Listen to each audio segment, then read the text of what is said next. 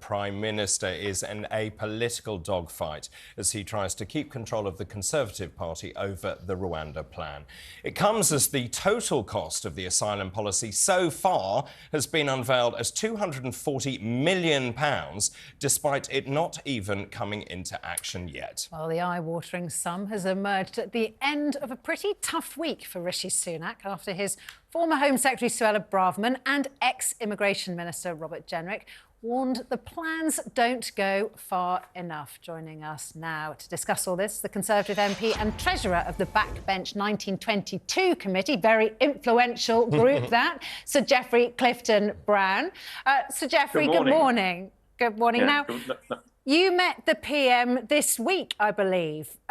How was he? Is he feeling rather bruised? And are you in his corner? So I'm certainly in his corner, and we did meet him earlier in the week, and he was on really good, feisty form, and he's determined to succeed in getting this bill through Parliament.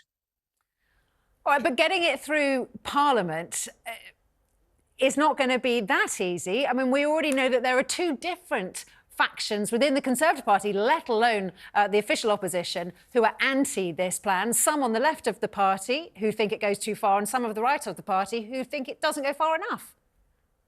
So I think the anti-factions have made a lot of noise, but empty barrels always do make a lot of noise. I don't think there are as many people as the media would suggest that are going to want to be opposed to this bill, because I think the bulk of the people in this country want the Prime Minister to do this. They want to see the level of illegal migration coming down. And I believe that this bill is one of the toughest bills I've seen in the 31 years I've been in Parliament. And I think it will do the job. Do you not think Rishi Sunak has been hoisted slightly by his own petard here? In terms of this bill, it's only 12 pages long. He essentially says, right, Rwanda is a safe country. They've inserted these notwithstanding clauses, so it supersedes UK and international law. It also says we can disapply human rights acts in this country. It stops short of actually leaving the ECHR. That's the bit that Daisy was talking about. Those people in the Conservative Party who say, look, this isn't enough. Also, my understanding is actually the European Union can block this, the European Parliament, under the Trade and Cooperation Agreement. So let's address that ECHR point directly. We are not leaving the ECHR. We are not pulling out of the ECHR. All we're doing in this bill is disapplying the relevant clauses relating to illegal immigrants. And I think that if you recall, when David Cameron confronted the ECHR over prisoner voting, they backed down. And I think they will back down on this too, because I don't think they're going to want us to leave the court. And after all, other countries such as Greece and Italy, even France and Germany, have a much bigger immigration problem than we do. And I think you'll find they'll be following us fairly soon if we succeed in it. To interrupt, if they don't back down, do we then leave the ECHR? Well, Rishi Sunak has said he will do whatever it takes. So I suspect if they are foolish enough not to back down on this, when a sovereign parliament has legislated specifically to do this, then I suspect Rishi Sunak will want to consider further measures. But that's a long, long way off yet. Let's get this bill through Parliament and let's see whether it works. Isn't one of the issues that actually Rwanda is getting quite cold feet about the idea that Rwanda might find itself foul of international treaties and international courts because of the actions of the British government? They seem to be feeling that. And secondly, Sir Geoffrey, your opinions on what your former colleague Edward Garnier, now in the House of Lords, Lord Garnier, said, where he said, what this treaty has in effect done is the same as if somebody had said that cat is actually not a cat, it's a dog. And that is a quote from him. He's just saying just because you state something is what it isn't, doesn't mean it's true. Well, there's a number of questions there. First thing is Rwanda getting bruised. And I'm not surprised if the whole world was making comments about our country, as has been made about Rwanda, basically painting it as some completely lawless country that doesn't know what it's doing. I've been to Rwanda twice. It's a very nice country. It's a well-run country, poor, but well-run. And I can't see any problem with sending people there. So that's the first point. In terms of Edward Garnier's interview, I heard his interview, I mean, okay, I have respect for Edward. He's a good lawyer. I just think he's wrong on this. I do think it will work, but anyway, we will wait and see.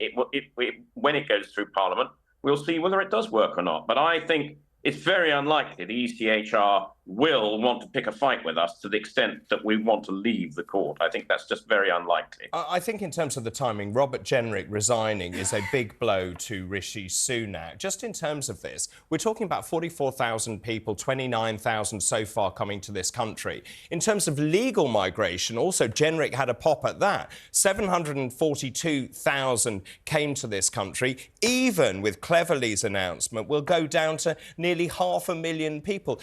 Isn't the government chasing the wrong rabbit up the hole?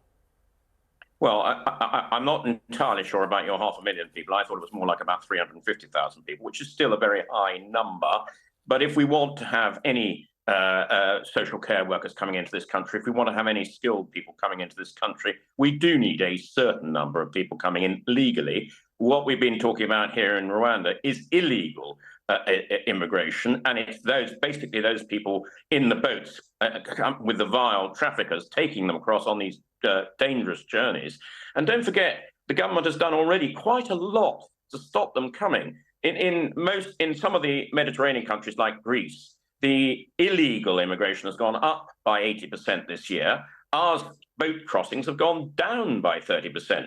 The number of people coming from Albania has gone down 90% because of the returns agreement we've negotiated with them. So the government and the Prime Minister have already done quite a lot on this, but we need to make further progress. And that, I think, what I find on the doorstep is what the vast bulk of the British people want us to do. And therefore, it is incumbent upon us to try and get this very far-reaching and new and radical bill through Parliament. Well, Sir Geoffrey, it's interesting you mentioning there people on the doorstep. Obviously, those people are voters.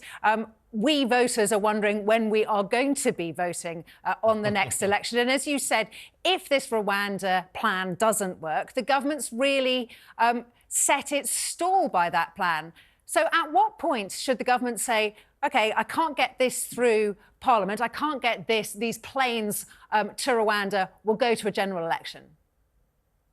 Well, I think we want to. This is going to take a little while, but we've acted within 3 weeks of the Supreme Court decision. It's been through the High Court, it's been through the Supreme Court. So the Prime Minister has presented an entirely novel, radical type of bill to Parliament within 3 weeks of the Supreme Court decision. I think we'll just have to wait and see. But my view is that the election will be probably in the autumn, I suspect. I know no better than anybody else. So we've got a little bit of time to try and get this through Parliament, which is going to take time to get through Parliament because Parliament's going to want to scrutinise and consider it properly. Well, you just said you want to try to get it through Parliament. What happens if it doesn't go through Parliament?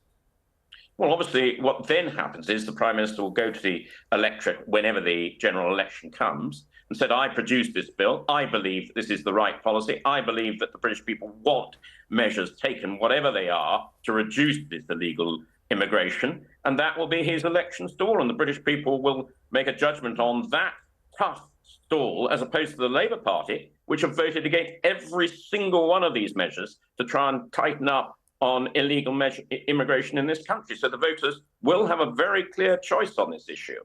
Sir Geoffrey Clifton Brown, thank you very much indeed.